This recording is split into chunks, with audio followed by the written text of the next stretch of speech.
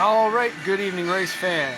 sgr-performance, Scooter's Garage, coming at you live once again from the shop, and we are back on air. But first, a quick shout out to our friends at Eternal Water once again for keeping us hydrated on this hot, humid Texas Thursday.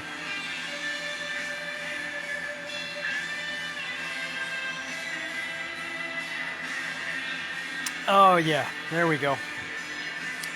So, we got a Pontiac 301 in tonight to have a look. So why don't you come along with us on an initial forensic teardown or forensic look to see what happens or see what's going on. And so the complaint is the customer says that this is a not too old of a rebuild, but he said it never ran right. It's started having some oil pressure problems, just in general, down on power and everything, just not acting right. So he pulled it. He's waiting on a decision, deciding which way he wants to go, depending on what we find here. So let me turn the camera around and let's have a little look-see.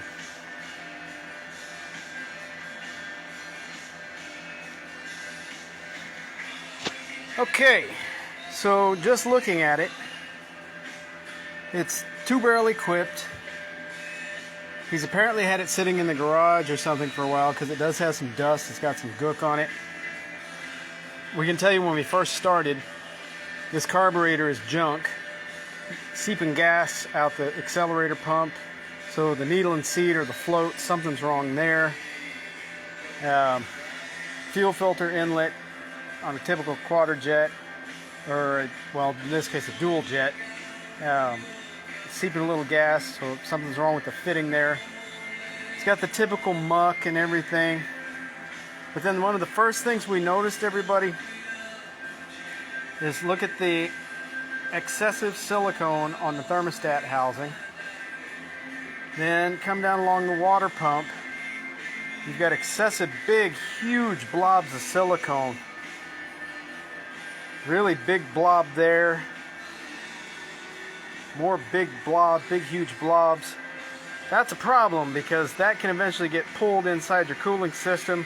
That can clog up a water jacket. That can cause overheating problems and different things. That can slow down water flow. So that's the first problem we see. So the customer pulled it out. He brought it to us tonight. We've already pulled the valve cover bolts. So let's have a look here. Oh, okay. And the first thing we see, again, is massive, massive amounts of silicone. It looks like they tried to glue two gaskets together. That's, oh boy. That's not how you build a motor, guys. That's not how you put gaskets on. And as we come down along, we've either got some silicone or paint residue on the rocker arms.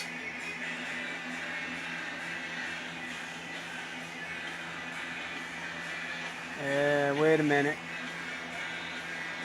We got something floating in the...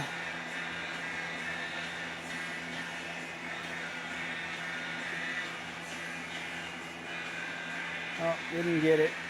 Let me see.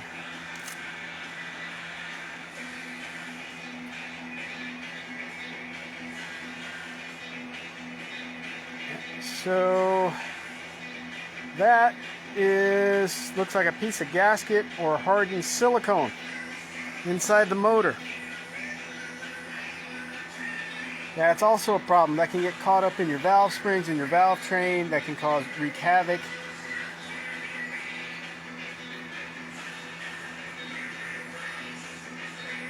And that's not oil residue, guys. That is silicone.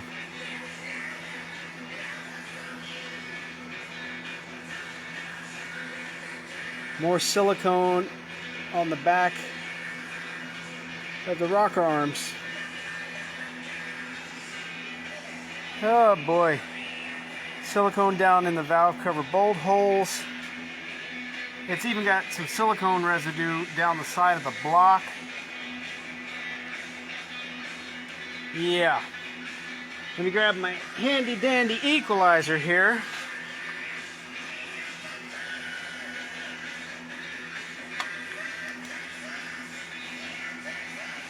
And let's try to do this with one hand.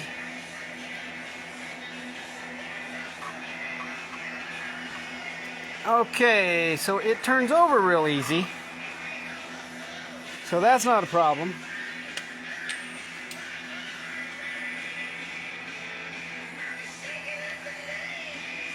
So far, that's just the beginning of a forensic style teardown, everybody. And it's not looking good. We've already found massive amounts of silicone just in one side of the engine. Why is that a problem? Because that can get washed into the cooling system, that can get sucked up into the oiling system, that can clog oil passages.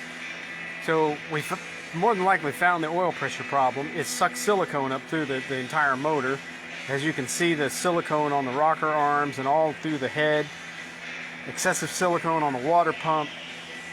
And the problem here, everybody, is now the customer wants to get rid, because now he thinks that Pontiac engines are junk.